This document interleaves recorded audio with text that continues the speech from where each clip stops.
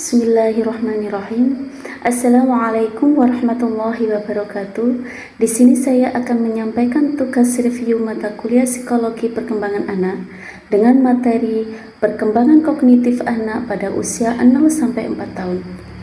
Di sini sebelum saya menyampaikan materi tersebut, saya akan memperkenalkan diri terlebih dahulu. Nama saya Enisa Zalatul Latifah, Prodi PGMI semester 3 dengan dosen pengampu Ibu Imro'atus Syafiqah MPD.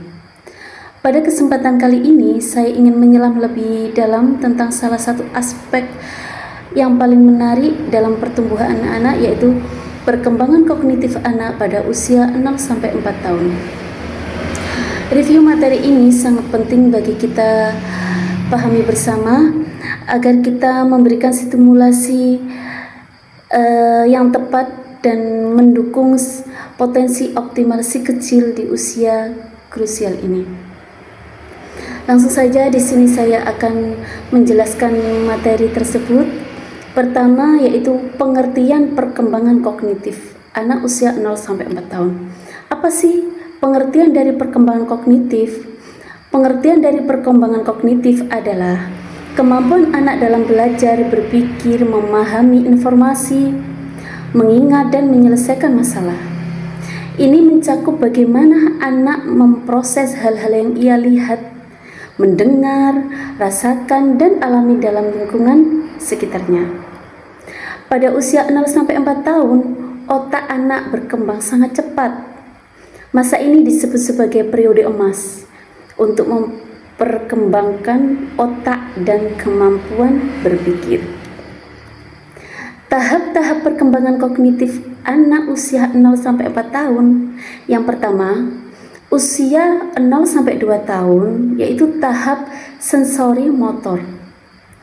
Ciri utama tahap ini adalah belajar lewat panca indera dan gerakan tubuh. Seperti bayi belajar dari menyentuh, melihat, mendengar, mencium, dan merasakan. Menjelajahi dunia dengan mulut dan tangan. Belum bisa berpikir secara simbolik atau abstrak. Mulai memahami permanensi objek di akhir tahap ini, misalnya tahu bahwa mainan tetap ada meskipun disembunyikan di balik bantal. Contoh nyatanya yaitu bayi yang menjatuhkan sendok berulang-ulang untuk melihat reaksi orang dewasa dan tertawa saat bermain cilukba. Tujuan tahap ini adalah membangun dasar pemahaman bahwa tindakan memiliki hasil dan mengenal dunia lewat indera dan interaksi fisik. Tahap yang kedua yaitu di usia 2 sampai 4 tahun. Awal tahap pra-operasional. Ciri utama tahap ini adalah mulai berpikir simbolik dan imajinatif, tapi masih egosentris. Anak mulai menggunakan kata-kata, gambar, dan simbol untuk memahami dunia. Bermain pura-pura atau bermain imajinatif, misalnya memberi makan boneka. Dan mulai bisa menyebut warna, angka, dan bentuk. Egosentris, anak sulit memahami bahwa orang lain bisa berpikir berbeda dengan dirinya. Belum mampu berpikir logis secara penuh. Misalnya, belum mengerti bahwa jumlah air tetap sama meski dipindah ke gelas yang berbeda bentuk. Contoh nyatanya yaitu anak mengatakan bulan itu ikut aku saat berjalan. Menganggap semua orang tahu apa yang dia tahu. Bisa menyusun puzzle atau menyebut itu segitiga. Tujuan tahap ini adalah mengembangkan bahasa imajinasi dan kemampuan berpikir dasar, dan mengenal konsep-konsep awal seperti warna, ukuran, bentuk, dan angka. Cara menstimulasi perkembangan kognitif anak. Yang pertama, di usia 0 sampai 2 tahun, berbicara terus-menerus dengan bayi, meskipun belum bisa menjawab. Permainan sederhana seperti ciluba, menggoyangkan mainan, dan memberikan mainan yang bisa dipegang, digigit, atau bersuara.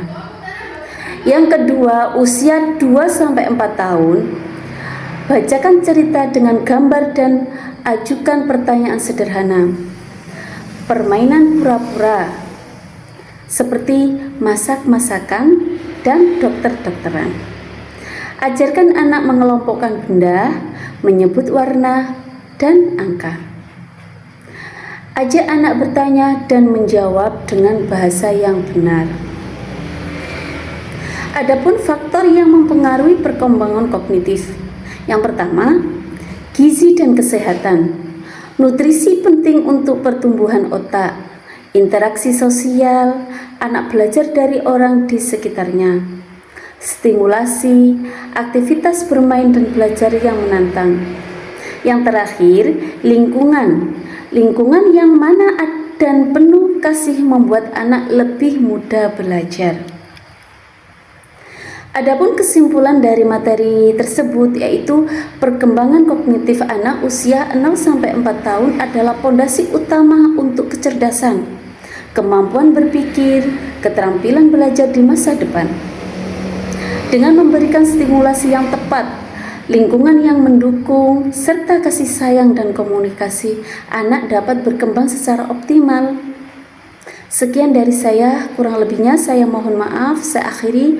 Wassalamualaikum warahmatullahi wabarakatuh.